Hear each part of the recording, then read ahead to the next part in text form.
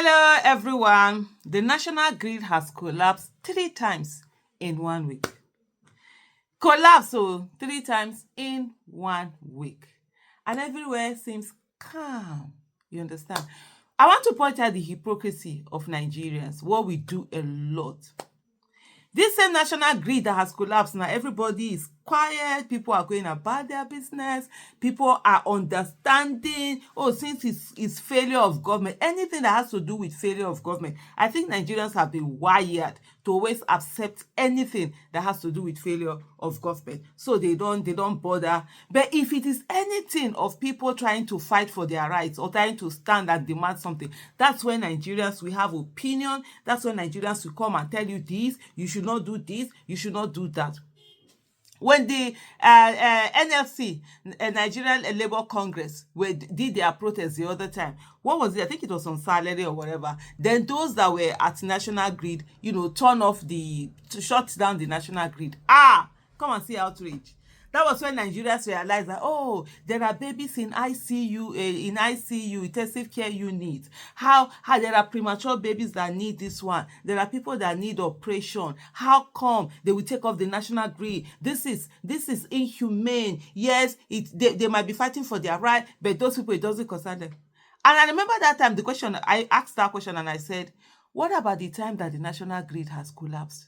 Have you people, the same you people that are talking, that, NLC people that are working at a place where they are not being paid enough, have laid down their tools and said they are not working. You have an opinion on it. But when national grid collapse out of government's failure, all of a sudden, you have a reason to understand. You have a reason to not bother. You are the one who is saying, this, that. You see this hypocrisy, This hypocrisy, this slavish mentality is part of the biggest problem that we have in Nigeria.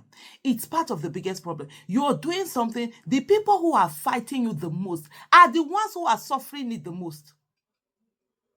But when you are holding government accountable, they are the ones that will come and defend that government. I've said it many times. Stockholm syndrome should be renamed to Nigerian syndrome. Because that's the only thing that Nigeria's own is different. That's the only thing that describes Nigeria. They will sit down, they're dying, they're going through so much, everything is just going haywire, everything is upside down. Yet, those same people are the ones that will sit down and be defending the people that are punishing them. When NLC was doing their strike, they needed something out of it. They said, and even in the case of those people at the power plant, they gave warning. As in, they will give you warning and say, this thing is closing, that they are going to shut down the national grid on so day. So everybody has warning, everybody has time to prepare. By the way, is there any hospital in Nigeria that doesn't have generator? We don't have 24/7 electricity. So you're already having your generator, either your solar panels or inverter or whatever it is, that all of those things that you have them. Yet, people will be shouting, don't they know, don't they have that this one? This has been part of the problem that we have, and the reason why you have failed people, failed rulers in office, and they will be talking to you with audacity because they know there are some citizens without their slavish mentality. For those masses that are getting something out of government, too, I will even understand. At least they are getting something, they are being paid, they are whatever. You will understand that. But those ones that are not getting anything, Sisi Kobo, they know they get nothing. They are not getting anything out of nothing. And yet they sit down and they feel like, I think it gives them this feeling as in we belong to the side of government. So as in, how did they put it? A relationship by association, blood by association, whatever. They are not family with those big people because they want to be on the side of, they are the ones defending government, so they are on the side of government. The rest of us are out there. And that was why they said that is the suffering, is everybody not suffering now? This country needs to be shut down. Even that time that NLC were doing this, I said, let them shut. I was supposed to travel. I can't remember where I was going to. Was it the time I was going to Georgia or something like that? And I was like, let them shut it down. If I can't, Even if I don't travel, let me be held down, so that we will sit down and fix this country. We will get down and say, okay, everybody, let's get here. Let's not sit down and have sense. Let's have conversation where we are having sense. But no, people want good governance without doing the work. People want good governance without any sacrifice, without any suffering. You're doing protests. I can tell you the number of times that we are doing protests and people are insulting us. People driving by cars. People driving by their cars will be insulting, abusing you. It's not as if you block the road, though. Because, of course, when they are doing protests, especially when you have some number of people, what we do, we form like lines. Then maybe the car distance will be reduced a lot. The fact that the person has to slow down is what is making him angry. And you see some, they'll be cursing you. What nonsense is it? I'm like, is it not this Nigeria? It's turn by turn. That's why you see that some people will come out and say, oh, I never thought Nigeria will happen to me. So when Nigeria were happening to others, you thought you were special, because you are the person that has the patent to prayer. You think the other person is not praying. The other person that got through all those things, they are not praying. That's why I tell people, don't worry. It's not Nigeria. It's turn by turn Nigeria Limited. There was a day we went to the protest, right? It was a protest of what even happened. One of these protests, let me remember what happened. Yes, it was police that killed someone. I think this guy was he was a member of what do you call these people? Civil defense. He was driving with his car. Police stopped him, and they don't know. They now took him to station. Outside, they beat this guy. They killed him in front of his two children. One was, is this 4 and 2 or something like that? And he was taking them to school. They say whether they say he did one way or something like that.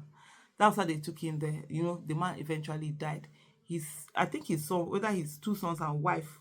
No, I think the wife wasn't there. It was in front of his 2 sons, the front of the 2 sons and wife. They shall killed him. So we're doing protests on it and everything. So one of the brothers. So at one time while we're doing this thing, he was so angry that that they are doing this. People are going about their business. Why is it that people are not here? People are not standing. So I stood up. As you see me like this, I don't have time for nonsense. I don't have time for emotional whatever. I looked at him and said, why should they stop and be here? Everybody was quiet. Yeah. I said, why? And I asked him, I said, have you ever joined any protest in this Abuja? He said, no. I said, So when the protests were going on, you didn't even have an obligation to join. It is not that it happened to you that you are doing protesting, that you are angry that other people have not joined. He was quiet. I said, yes, that's what happened. Because most people wait until it happens to them before they do something.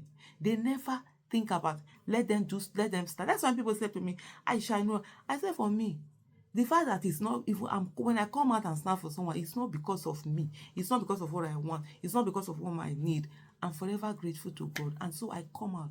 Because I say, if it happens to me, I will still come out and I'll still feel the pain of the person, carry the pain of the person it happened to. Like Chibok girls, no matter how I came out for Chibok girls, no matter how I was abused, beaten, whatever, detained, all of that, I came out for Chibok. It was for another person. I was not also grieving the loss of a child. At the time that Chibok girls were taken, my daughter was 12. Today, this girl is 22. She was, I think she was in year 8 then, like GS2. She finished secondary school. She went to UK. She did her A-levels 2 years. She has finished her university. She's an electrical engineer. She's working. And yet, there are some Chibok parents, their children are still in captivity. Others, they have died. So the fact that I'm not carrying that pain alone, I'm ready and willing to stand.